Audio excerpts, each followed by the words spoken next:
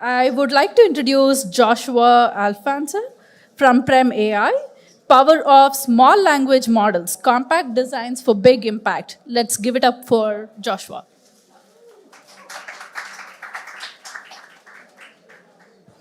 What's up, AIQCon? How y'all doing today? Nice. I'm here to talk to you guys about small language models and some of the rapid advancements that have happened especially within this last year that we've seen. So the rapid advancement of large language models has led to significant improvements in natural language processing. But this is also possessing some challenges due to the high computational and energy demands that comes with it. The focus has often been that creating larger and more complex models is the way to go. However, with recent research, we've been able to shed the light on some of this untapped potential that small language models bring to the table. These compact and efficient models are challenging the notion that bigger is always better. So in this presentation, I'm just gonna have you all come and explore with me the world of small language models, their unique characteristics, and how they're revolutionizing natural language processing. So I'm Joshua. I'm directing developer relations at Prem AI. Previously worked at ByteDance and Wix, leading developer relations and just connecting with developers around the world. And just like some other on a side note, some things about me, I like to DJ, collect records, and make music. Today, I'll discuss with you the problems that small language models solve, why model size doesn't really matter in certain scenarios, where small language models fit in, and lastly, I'd like to talk about what my team has done recently in creating their own small language model as well. The evolution of language models sparks the question, can smaller language models with significantly less parametric memory emulate such emergent abilities that large language models bring to us right now? So large language models have shown and exhibit a range of emergent abilities such as summarization, translation, common sense reasoning, and it's also scaled up in size over time and on a diverse amount of large data. These abilities suggest that language models are not learning from the surface pattern of language, but also acquiring some degree of semantic and logical understanding of the real world. Although research breakthroughs and other attention mechanisms have contributed to significant advancements, the recent narrative of AI can encapsulate in one word, and that word would be scale. So increasing data, resources, model size have also helped enhance performance, but the notion that bigger is always better is something that's accepted without anyone asking any questions about it.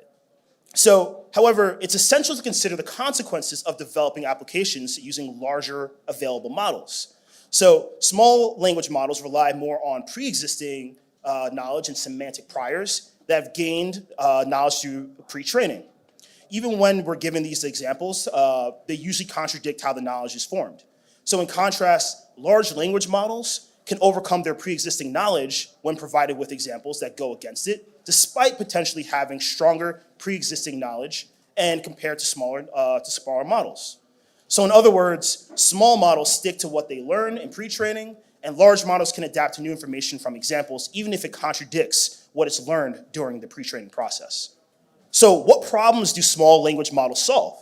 Well, small language models are an excellent choice for scenarios where internet connectivity is limited or unavailable. They can be deployed directly to devices on-premise and also service enabling local inference at scale and without relying on cloud-based infrastructures. So this makes small language models ideal for applications in remote locations, mobile devices, regulated industries, and also security is paramount when you're using small language models.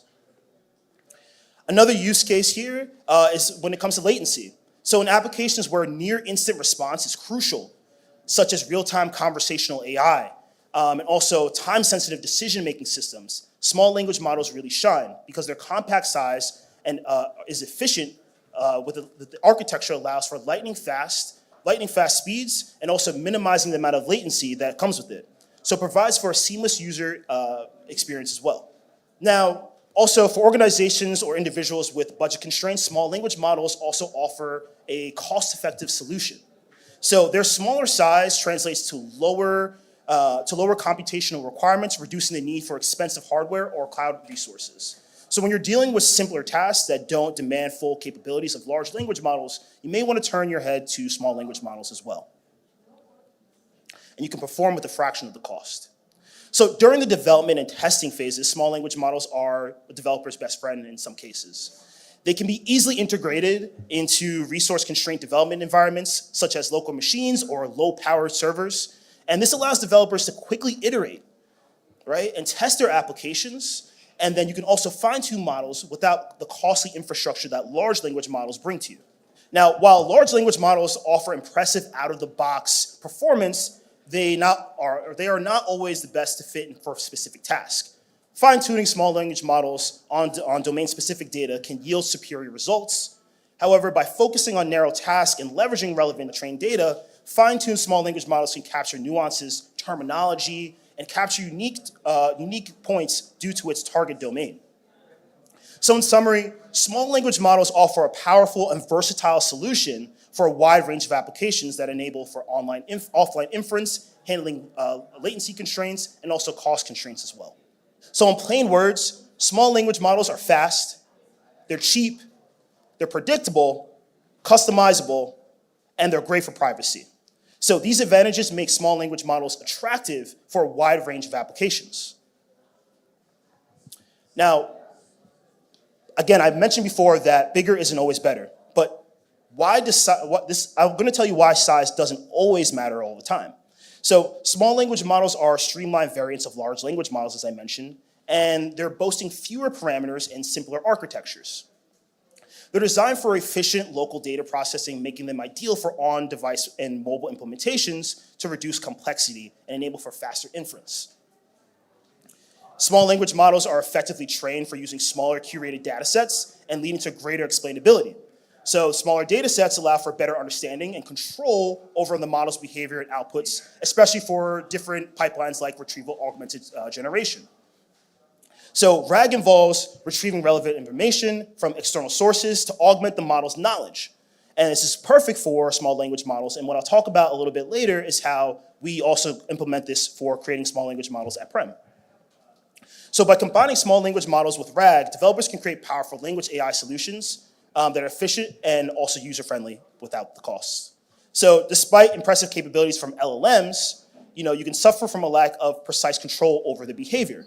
So there's going to be many scenarios where you'll have to choose where you're going to use a small language model or a large language model. But the unsupervised training approach used in large language models results in models that can generate fluent, but sometimes inconsistent biased outputs. And that's something that we don't want, especially if we're working inside of the realm of customer support and other things that are domain specific towards your organization. So in contrast, small language models are trained on carefully curated data sets, and they offer greater control. So while small language models offer numerous advantages, they also face certain challenges. They're not perfect. And you also have to understand the context and also the use case for them. So limited contextual understanding and inferior contextual awareness also comes from small language models, right? So due to fewer parameters, small language models may struggle to understand and generate responses, reducing accuracy and performance. Quality of output, smaller models often provide less accurate and lower quality outputs compared to larger models, particularly in nuanced complex tasks and generalizations. So you'll also find that small language models are less creative than large language models because of the generic data that it's trained on. So you'll often see repetitive outputs, which oftentimes are actually for the certain use case isn't a bad thing, but you'll have to know when to use them. And then also, small language models are trained and offer this type of data dependency so that the performance heavily relies on high quality trained data. So if that's not the case for you, then it's going to be really hard to make a significant impact on your organization with a small language model. And then there's also scalability issues. So task-specific limitations, while small language models can be fine-tuned for specific tasks, the general applicability across the wide range of tasks could be limited to some of the adaptability and struggles for rapidly evolving information to require frequent updates for your domain. So as I mentioned before, we have some other emerging capabilities and use cases for small language models. So like I mentioned before, RAG is one of them. that also offer and generate those fluent responses based on certain data and knowledge that you're giving your model. But then also we have a few other emerging use cases like data labeling, SQL generation, and agents for function calling. So you'll often see with small language models, few-shot prompting has emerged as a powerful technique for data labeling, and then also you'll see for SQL generation as well. So when it comes to function calling with small language models, the goal is to achieve fast and accurate and efficient execution for a desired task. So traditionally with large language models, you'll see like GPT 3.5 has been used for the purpose of leveraging vast knowledge and data overall for generative capabilities. However, with such massive models come with certain drawbacks, particularly for terms of latency. And that's what I mentioned before was one of the reasons why small language models really, really flourish when it comes to RAG and function calling, especially for a domain-specific task. This is where small language models are making a significant impact right now. And the prime example of this is from a model that is called inversion.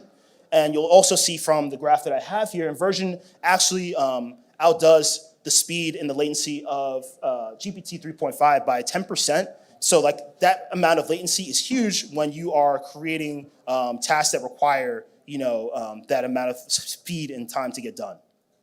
So there's other open source models like Mistral 7B, Functionary Llama 3. So these are models that offer performance and allowing developers to customize and deploy on their own single GPUs.